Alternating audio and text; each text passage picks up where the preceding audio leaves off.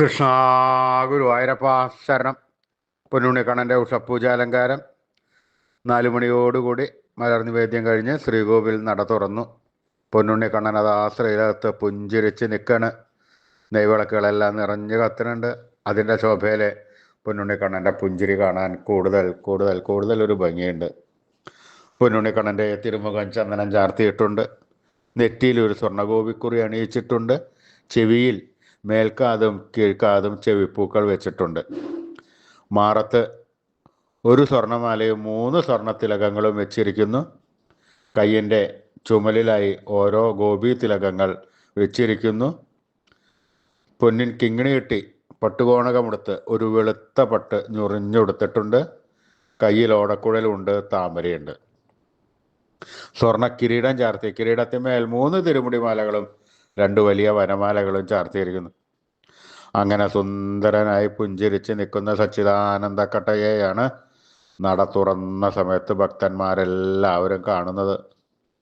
ആ സുന്ദര രൂപം കണ്ടതോടുകൂടി ഭക്തർക്കെല്ലാവർക്കും സന്തോഷത്തിൽ ആ കണ്ണൻ്റെ തിരുനാമങ്ങളും ചൊല്ലി കണ്ണൻ്റെ അടുത്തേക്ക് അതാ ഓടി ഓടി ഓടി ഓടി പോണു.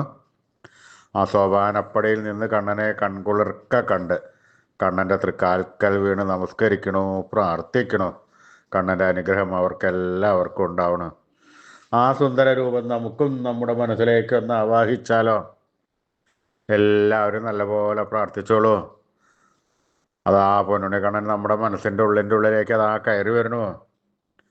ആ പൊന്നുണ്ണിക്കണ്ണൻ അവിടെ എത്തിക്കഴിഞ്ഞാൽ ആ കണ്ണനെ കൂട്ടിപ്പിടിച്ച് അവിടെ നിർത്തി ആ കണ്ണനുമായി കുറച്ച് നേരം സംവദിച്ച് ആ കണ്ണനൊന്ന് കൊഞ്ചിച്ച് ഒന്ന് ലാളിച്ച് ഒരു മുത്തം കൊടുത്ത് ആ കണ്ണൻ്റെ തൃക്കാൽക്കൽ വീണ് നമസ്കരിക്കാം, പ്രാർത്ഥിക്കാം.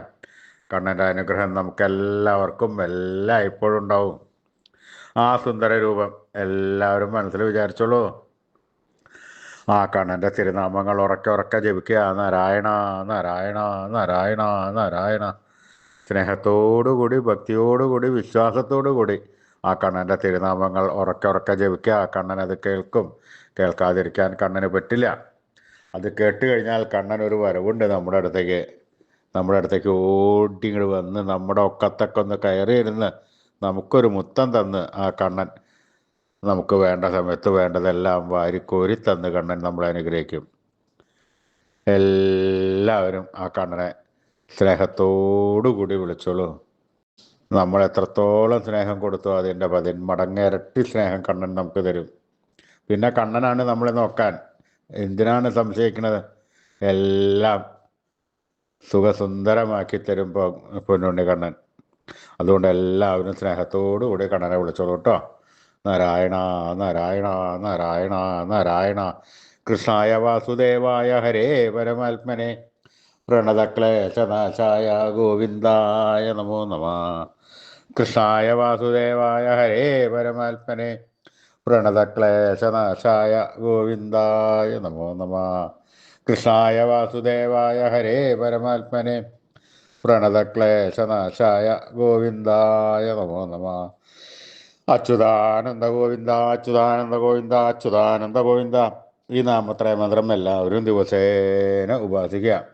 നിത്യവും ഉപാസിച്ചു കഴിഞ്ഞാൽ നമുക്ക് ആയുരാരോഗ്യ സൗഖ്യം, സർവ്വസമ്പൽ സമൃദ്ധി, സർവ്വ ഐശ്വര്യം, സന്തതി പരമ്പരകൾക്കെല്ലാം ശ്രേയസ് ഉണ്ടാവുന്നതാണ്.